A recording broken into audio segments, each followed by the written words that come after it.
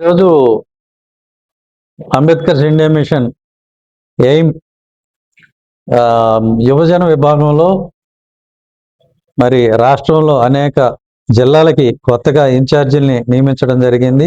Committee అధ్యక్షులుగా వారి ఆధ్వర్యంలో ఎయిమ్ యువతరానికి జన్జీకి గ్రామ గ్రామానికి చేరుతుంది. ఎయిమ్ ఆశయమైనటువంటి దళితవాడ పంచాయతీ అనేదాన్ని సాధించడం కోసం, గ్రామ గ్రామానికి మన సిద్ధాంతాన్ని తీసుకెళ్ళడం కోసం, దీనివల్ల విద్యార్థులకి యువతకి ఎటువంటి ఉపయోగం ఉందనేది తెలియజేయటం కోసం ఈ యువతరం నాయకులు పనిచేయబోతున్నారు. వారందరికీ కూడా అభినందనలు. జై భీమ్. మీకు తెలుసు, ఈరోజు రాష్ట్రంలో మేఘాద్రిగడ్డ, అలాగే తాడికొండ, కోట మూడు గురుకుల పాఠశాలల్ని కూడా అర్ధాంతరంగా మూసేసి అక్కడ ఎక్సలెన్సీ సెంటర్స్ పేరుతోటి అక్కడ ఉన్న విద్యార్థులను ఖాళీ చేయించేసి వాళ్ళని నిరాశ్రయాలను చేసి ఎక్సలెన్సీ సెంటర్లు పెడతామని చెప్పేసేటువంటి పరిస్థితి ఉంది. దీన్ని నేను ఈ మధ్యన కోట గురుకుల పాఠశాలకు వెళ్ళి అక్కడ పరిస్థితిని స్వయంగా తెలుసుకోవడం జరిగింది. దాని మీద మీడియాలో మాట్లాడటం జరిగింది. ఆ సంఘటనకి, ఆ ఇష్యూకి, సమస్యకి మంచి కవరేజ్ ఇచ్చిన మీడియా మిత్రులందరికీ కూడా మా కృతజ్ఞతలు, ఎయిమ్ తరఫున, నా తరఫున. అలాగే ఆ కోట గ్రామంలో ఉన్నటువంటి గురుకుల పాఠశాలలోంచి 600 మంది పైగా విద్యార్థులు డిస్ప్లేస్ అయ్యారు. వాళ్ళని చుట్టుపక్కల ఉన్నటువంటి వాకాడు, ఇతర గురుకుల పాఠశాలలకు తరలించటం వల్ల ఒక్కొక్క క్లాస్ రూమ్లో 100 మంది స్టూడెంట్లు, ఒక్కొక్క బాత్రూమ్కి 60 మంది స్టూడెంట్లు, పడుకోవడానికి ప్లేస్ లేనటువంటి పరిస్థితి. అలాగే క్లాస్ రూమ్లో కోట నుంచి వెళ్ళిన విద్యార్థులు కింద కూర్చుంటుంటే వాకాడులో ఉన్నటువంటి విద్యార్థులేమో బల్లల మీద కూర్చుంటారు. అంటే వాళ్ళల్లో వాళ్ళకి ఇబ్బంది పడే పరిస్థితి. ఇది నేను స్వయంగా చూశాను. చూసి మాట్లాడినప్పుడు అక్కడ గూడూరు ఎమ్మెల్యే పాశం సునీల్ కుమార్ గారు మంచిగా స్పందించాడు. ఆయనకు అభినందనలు. ఆయన అసెంబ్లీలో ఆ ఇష్యూని రైజ్ చేశారు. ముఖ్యమంత్రి గారికి వినతిపత్రం ఇచ్చారు. ముఖ్యమంత్రి గారు కూడా నేను దీన్ని పరిశీలిస్తానన్నారు. రైట్, ఇంతవరకు బాగుంది. కానీ మరి తాడికొండలో కూడా ఇదే సమస్య. అక్కడ ఒక 600 మంది స్టూడెంట్లు డిస్లొకేట్ అయ్యారు. అక్కడ 600 కుటుంబాలు ఇబ్బంది పడుతున్నాయి. 600 మంది పిల్లల భవిష్యత్తు ప్రమాదంలో పడింది. మరి అక్కడ శ్రావణ్ కుమార్ గారు అని చెప్పి ఒక ఎమ్మెల్యే ఉన్నాడు. ఆయన రిజర్వ్డ్ నియోజకవర్గం నుంచి ఎన్నికైన మనిషి. అది ఇప్పుడు ఆయన 3వసారి, మరి 4వసారి ఆయన ఎమ్మెల్యే అయ్యాడు. మరి ఆయన నిద్రపోతున్నాడా ఏంటి? అయ్యా శ్రావణ్ కుమార్ గారు, మీరు కొంచెం నిద్ర లెగిస్తే మంచిది. పక్కనే ఉన్నటువంటి ఆ గూడూరు ఎమ్మెల్యే గారు, ఆయనకున్న చైతన్యంలో సగం కూడా మీకు లేకపోతే ఎట్లాగా? మిమ్మల్ని ఎన్నుకున్న దేనికయ్యా అంటే ప్రజల సమస్యలను మాట్లాడడానికి, అసెంబ్లీలో నోరు తెరవాల్సింది దేనికి అంటే ప్రజల సమస్యలు మాట్లాడడానికి. అంతేకాని మీకు ఆవలింతలు వస్తేనో లేకపోతే ఏదో టీ తాగటానికో నోరు తెరిస్తే కాదు. అట్లనే ఈ మేఘాద్రిగడ్డలో కూడా అదే పరిస్థితి.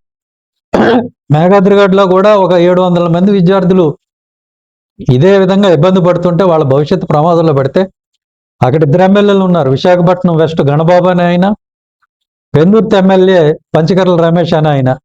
మరి ఈ మహానుభావులు ఎక్కడ ఉన్నారో కూడా తెలియట్లేదు. మీరు అందరూ ఏంటంటే మీ ప్రతిపక్ష నాయకుడిని తిట్టడమో, లేకపోతే వీడిని తిట్టడమో, వాడిని తిట్టడమో, దీనికి కాదండి మిమ్మల్ని పంపింది అసెంబ్లీకి.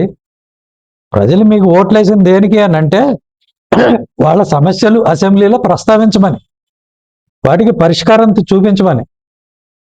అంతేగాని అది చేతగాక వాళ్ళని తిట్టి వీళ్ళని తిట్టి మాకేమొస్తుందండి? మీరు జగన్ గారిని తిడితేనో వైసీపీని తిడితే ఇక్కడ మాకు వచ్చేదేం లేదు.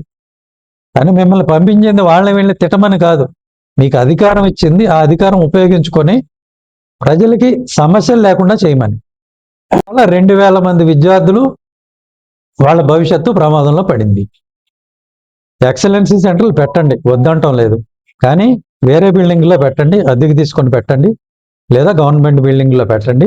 వాటి పేరుతో ఇప్పుడు నడుస్తున్నటువంటి పాఠశాలలు, గురుకుల పాఠశాలలు, హాస్టళ్ళు ముయ్యొద్దు. సుమారుగా 2000 మంది విద్యార్థుల భవిష్యత్తుతో ఆడుకోవద్దు. ఇది మేము చెప్తున్నాం. అక్కడ ప్రతిరోజు పిల్లల తల్లిదండ్రులు ఆ స్కూళ్ళ ముందు వచ్చి వాళ్ళు ఉద్యమం చేస్తున్నా, వాయిస్ ఇస్తున్నా కానీ ఈ కొంత మీడియా మరి వాళ్ళకి ఇది అసలు సమస్య కాదు. 2000 మంది విద్యార్థుల జీవితాలు వాళ్ళకి సమస్య కాదు. మీకు ఫ్రంట్ పేజీలు డిబేట్ ఐటమ్స్ ఏంటా అంటే ఆయన ఆయన ఎవరో చనిపోయాడు కడపలో, ఎవరో చంపేశారు, ఆయన రెండో పెళ్ళో మూడో పెళ్ళో చేసుకొని ఆస్తి గొడవలు అయ్యే ఉండి ఏదో అయ్యి వివేకానంద రెడ్డి ఆయన చనిపోయాడు. దాని మీద సిఐడి, పోలీసు, సిఐడి, సిబిఐ అందరూ ఇన్వెస్టిగేషన్ చేసేసారు. సుప్రీంకోర్టు 100 సార్లు అవతల బొండ అమ్మాయికి ఇందులో ఏం లేదంటే, లేదు లేదు ఇందులో మేము అనుకున్న వాళ్ళ పేర్లు మీరు చెప్పేదాకా మేము దీని వార్త వేస్తానే ఉంటామని ఒక మొండితనంగా మీరు ఫ్రంట్ పేజీ వార్తలు డిబేట్లు నడుపుతున్నారు. మీకు కావాల్సిందండి వివేకానంద రెడ్డికి న్యాయం కాదు, వాళ్ళ కూతురికి న్యాయం కాదు. మీరు అనుకున్న వాళ్ళని ఆ కేసులో పెట్టే వరకు మీకు అది ఇష్యూనే, న్యాయం జరిగినట్టు కాదు. వాళ్ళు చేయకపోని మీకేం కావాలి? ఆయన ఎవరో జగన్మోహన్ రెడ్డి ఆయనే ఈ మర్డర్ చేయించాడు, లేకపోతే అవినాష్ రెడ్డి చేయించాడని చెబితేనే మీరు ఆగుతారు. అంతవరకు మీరు సుప్రీంకోర్టుని లెక్క చేయరు, సిబిఐని లెక్క చేయరు. ఇది మీ పరిస్థితి. సరే మీ రాజకీయం మీరు ఆడుకోండి, మాకేం ఇబ్బంది లేదు. కానీ మీకు అదే సమస్య, ఈ 2000 మంది విద్యార్థుల భవిష్యత్తు ఇలా అయిపోతుందే, ఇది అసలు మీకు సమస్య కాదా? అంటే ఎంత స్వార్థపరంగా ఆలోచిస్తున్నారు, ఎంత స్వార్థంగా ఆలోచిస్తుంది ఈ మీడియా అనేది కూడా, ఎంత దిగజారిపోయింది, డీవియేట్ అయిపోయింది అనటానికి ఎంతకైనా ఉదాహరణ అక్కర్లేదు. అక్కడ సుప్రీంకోర్టు కూడా వెళ్ళిపోయి తిరస్కరించబడిన కేసు గురించి మీరు ఫ్రంట్ పే చేసేస్తారు. ఇక్కడ 2000 మంది విద్యార్థుల జీవితాలతో చెలగాటం ఆడుతూ ఉంటే, వాళ్ళ జీవితాలు పోతా ఉంటే మీరు కనీసం ఇంత వార్త కూడా వేయలేరా? మిమ్మల్ని న్యూస్ పేపర్లు అన్నారా, న్యూసెన్స్ పేపర్లు అన్నారా? ఇవి ఇవి ఇవి డస్ట్బిన్ లో వేసే పేపర్లా, టాయిలెట్ పేపర్లా? మరి ఏమనాలి వీటిని? మీకు 2000 మంది జీవితాలు మీకు అక్కర్లేదా? అక్కడికి పోయి మాట్లాడి, నేను మాట్లాడాను, అక్కడ పేరెంట్స్ మాట్లాడుతున్నారు, విద్యార్థులు చెప్తున్నారు, ఈ గోడు మీకు అక్కర్లేదు. 2000 మంది జీవితాలు భవిష్యత్తు మీకు అక్కర్లా. ఆల్రెడీ సుప్రీంకోర్టు అన్నా కానీ అది మీకు కావాలి, అది వార్త. ప్రజలందరూ ఇదే వార్త అనుకోవాలి. మీరు రాజకీయాలు చేసుకోండి, అది వేరే. కానీ దాని పక్కన ఇది కూడా వేయొచ్చు కదా. మీరు ప్రజలను సన్నాసనం చేయాలనుకుంటున్నారు, చేయండి, మాకేం అభ్యంతరం లేదు. మీరు ప్రజలు ఇది నమ్మి తీరాలనుకుంటున్నారు, నమ్మించండి. కానీ ప్రజల సమస్యలు కూడా పట్టించుకోవాలి కదా. వార్తల్లో రాజకీయం ఏం లేదు, మాది రాజకీయ పార్టీ కాదు. మీరు 2000 మంది చిన్నారుల భవిష్యత్తు ఇలా నాశనం అయిపోతుందయ్యా, దీన్ని ప్రొజెక్ట్ చేయండి, ప్రభుత్వం దృష్టికి తీసుకెళ్ళండి అని మేము చెబుతుంటే అక్కడేమో ఆ ఎస్ఐలు వచ్చేస్తారు. పోలీస్ డిపార్ట్మెంట్కి ఇంక పని పాట లేదు, ఏదో నేరం జరిగిపోయినట్టు. ఎస్ఐలు వచ్చేసి ఆ మూసేసిన ఆ గురుకుల పాఠశాలకి తాళాలు వేయించి, ఇది పోలీసుల పనా? పోలీసులకి అక్కడ ఏం పని? పోలీస్ పని తప్పితే వీళ్ళు అన్ని పనులు చేస్తున్నారు. ఈ పోలీస్ డిపార్ట్మెంట్ గంజాయి రవాణా చేయటం, గురుకుల పాఠశాలల దగ్గర విద్యార్థుల తల్లిదండ్రులు నిరసన తెలియజేస్తుంటే వాళ్ళని అడ్డుకోవటం, ఇది పోలీస్ డ్యూటీయా? మీ పని మీరు చేసుకోండి అయ్యా. ఎందుకు ఈ పనులన్నీ పనికి మాలిన పనులు? వార్తాపత్రికలేమో వార్తలు రాయవు, ఛానళ్ళు ఏమో సమస్యలు చూపించరు, పోలీసులేమో వాళ్ళ పని తప్ప మిగతా అన్ని చేస్తారు. గురుకుల పాఠశాలల్లో విద్యార్థులు ఇబ్బంది పడుతుంటే అక్కడ పోలీసులకి ఏం పని? ఆ విద్యార్థుల తల్లిదండ్రులు నిరసన తెలియజేస్తే పోలీసులకి ఏం పని? వాళ్ళు ఎవడి మీద రాళ్ళు వేశారా, ఏమన్నా నేరం చేశారా, ఏమని? ఇట్లా ప్రతిదానికి పోలీసులు ఎందుకు వస్తారండి? పిలవని పేరెంట్ లాగా నాకు అర్థం కాదు. మీకు గంజాయి మీరు తరలించుకొని మీ బిజినెస్ మీరు చేసుకోండి. ఇక్కడ విద్యార్థుల మీదకి వచ్చి ఎందుకు పడతారు? నేను కోటాకి వెళ్తే కోటాలో ఆ స్కూల్ మూయించేసి గేట్లకు తాళాలు వేయించేసి పోయారు పోలీసు వాళ్ళు. ఏం అవసరమా మీకు? ఇట్లా ఈ పేపర్లు చూస్తే ఇలాగా ఆ ఒక్క ఎమ్మెల్యే మాత్రమే రెస్పాన్సిబుల్ గా రియాక్ట్ అయ్యాడు, ఆ పాశం సునీల్ కుమార్ అనే ఆయన. ఈ శ్రావణ్ కుమార్ ఆయన మరి ఎక్కడ ఉన్నాడో తెలియదు, ఆయన అసెంబ్లీలో ఏమైనా మాట్లాడుతున్నాడో లేదో మరి నాకు ఇంతవరకు దృష్టికి రాలా. ఆయన నియోజకవర్గంలో 600 మంది పిల్లల జీవితాలు ఆగమైపోతుంటే ఆయనకు నోరు పెగలటం లేదు. ఈ గణబాబు అయినా, ఈ రమేష్ అయినా మరి మేఘాద్రిగడ్డలో పిల్లల జీవితాలు ఆగమవుతుంటే మరి వాళ్ళు ఏం చేస్తున్నారు అది తెలీదు. ఎందుకున్నారు స్వామి మీరందరూ? ఏం చేయటాకున్నారు? ఎందుకు ఎన్నుకున్నారు ప్రజలు మిమ్మల్ని? పొద్దున్న లెగిస్తే మీరు ఆ ప్రతిపక్ష నాయకుల్ని వాళ్ళని బూతులు తిట్టడానికి, మీములు చేయటానికి, వీటికైనా మీ టైం అంతా?